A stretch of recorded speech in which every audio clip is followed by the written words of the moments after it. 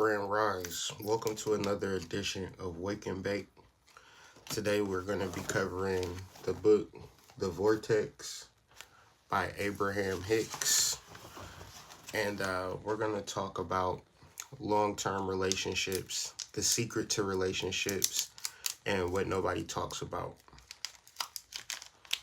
In life, we are told that we have to find the perfect person and just work on cooperation, harmony, communication skills. You gotta look good, gotta get a BBL, gotta have 14 inches, things of that nature. And then if the relationship don't work out, we'll say, he wasn't my type, her BBL was botched. We got a whole bunch of reasons why the relationship didn't work out, whatever. But in Abraham Hicks' book, she says that a relationship is not based on how compatible two people are, how attractive two people are, how much money each person has. Abraham Hicks says relationships are based upon each individual's relationship to their soul. Meaning that if two people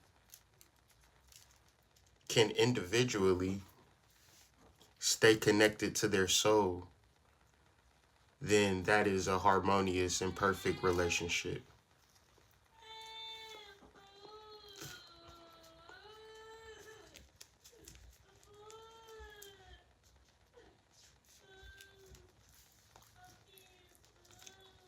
Don't know what that's about. I think you do a video early and the kids just, be asleep or some stuff, but my kids be turned 24 hours.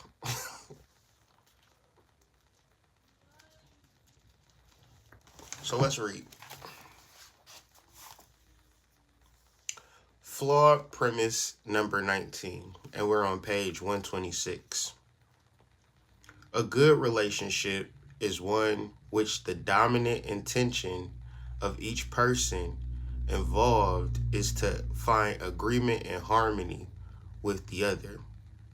A good relationship is when two people find agreement and harmony with other.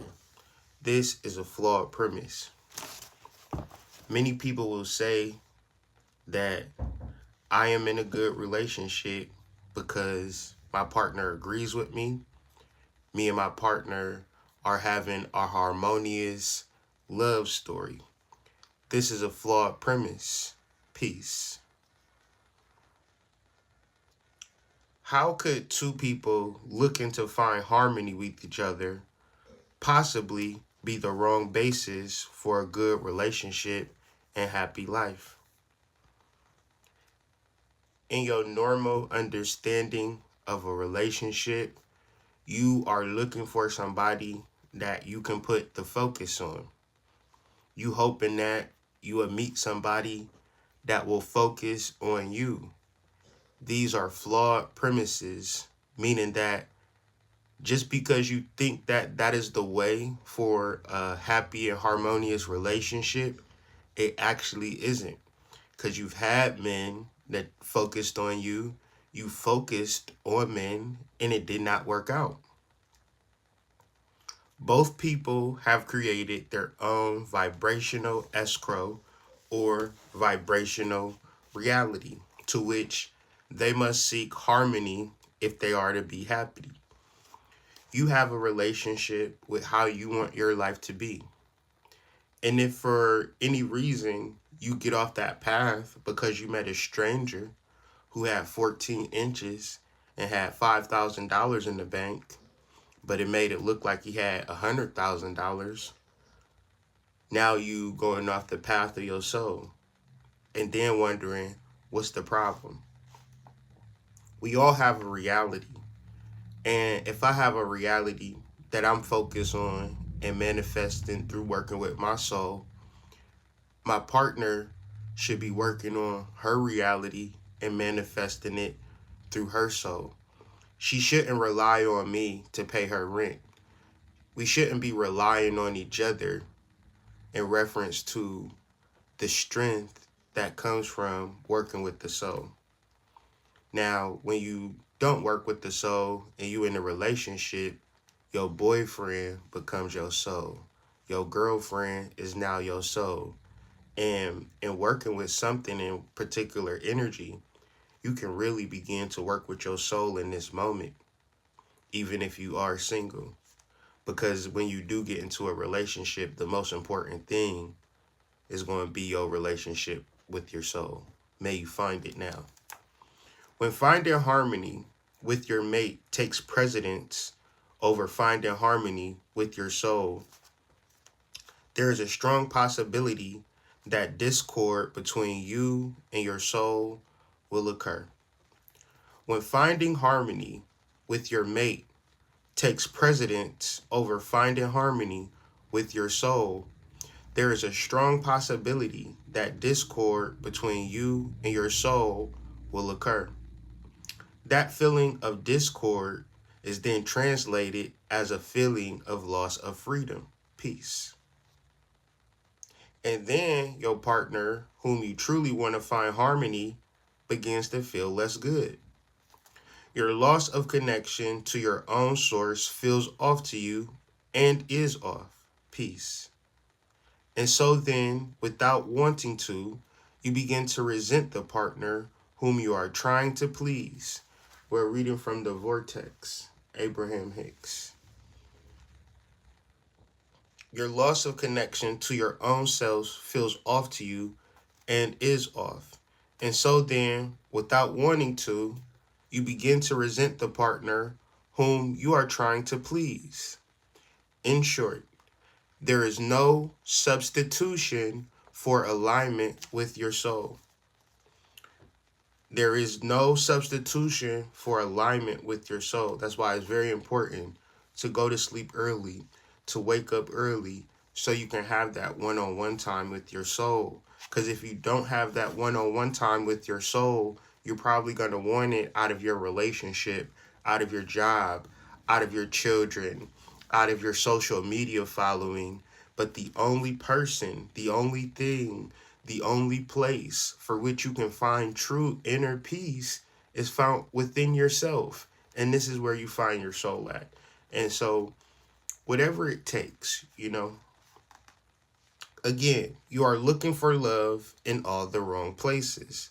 Looking for love in all the wrong places. Looking for love in all the wrong places. We are not suggesting that you should not want to get along well with your mate, but we are strongly suggesting the powerful benefit of seeking first alignment with your soul. Before you find a baby daddy, peace. Before you find a baby mama, before you have a boyfriend, before you have a girlfriend, you should have that deep, sensual, intimate relationship with your source.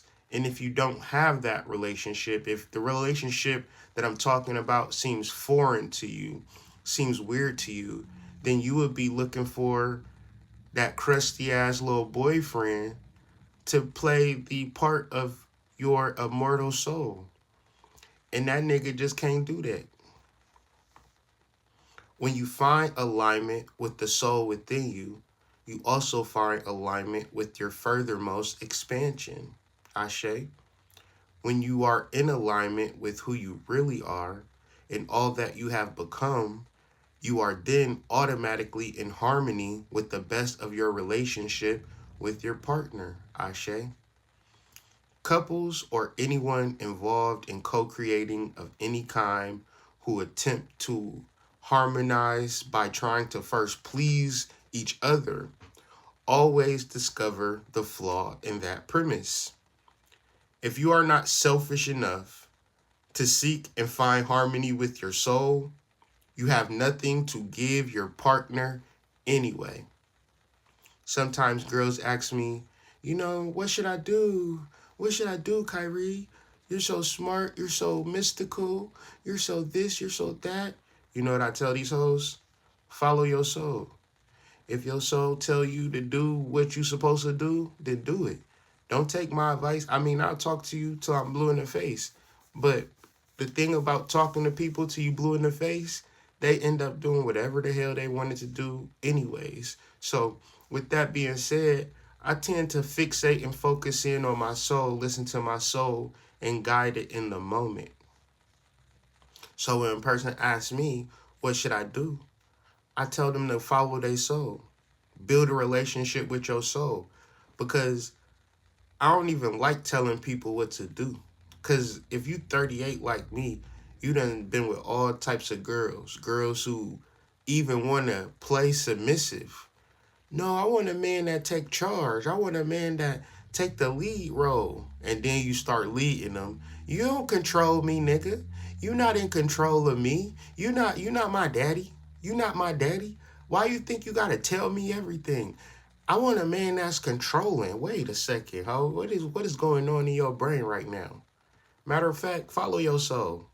Don't waste my time, waste my life, or waste my energy. If you see it as your job to keep your partner happy, and so you work hard and behave in ways that please your mate, you are actually setting your mate up for ultimate unhappiness because you are training that person to look to you and your behavior in order to feel good than seeking personal alignment with your soul. That's some real shit right there. Cause there's people right now watching this video being the best thing to somebody in their life, but they not being that to their soul. So when you transition, that nigga gonna find him a new girlfriend, get him a new family, and you ain't gonna have no direction in the afterworld because you don't have no relationship with your soul. Your whole life was some weird nigga or some weird girl that you don't even really know like that. I'm gonna read this sentence again because it's so powerful. Cause you would be in a relationship with somebody and she'd be like, you don't make me happy. You don't make me happy. If you see it as your job to keep your partner happy, and so you work hard and behave in ways that please your mate, you're actually setting your mate up for ultimate unhappiness. Because you are training that person to look to you and your behavior in order to feel good rather than seeking personal alignment with the soul. And no matter how good you are at pleasing, no matter how good you are at sucking, fucking, plucking, rimming, trimming, bimming, and no matter how hard you try, no and do not make and you do not make a good substitute for your partner's soul. And no matter how good you are at pleasing, and no matter how hard you try, you do not make a good substitute for your partner's soul. The message that you want to convey to the others with whom you are co-creating is this: I will never hold you responsible for the way I feel. I have the power to focus myself into alignment with my source, and therefore I have the power to keep myself feeling good. I have the power to focus myself into alignment with my soul, and therefore I have the power to keep myself feeling good. If that is your true intention, then you have discovered the secret, the path, and the only path to true freedom and true happiness. But if your happiness is dependent upon the intentions or beliefs or behaviors of any other, you are trapped. For you cannot control any of that. Peace.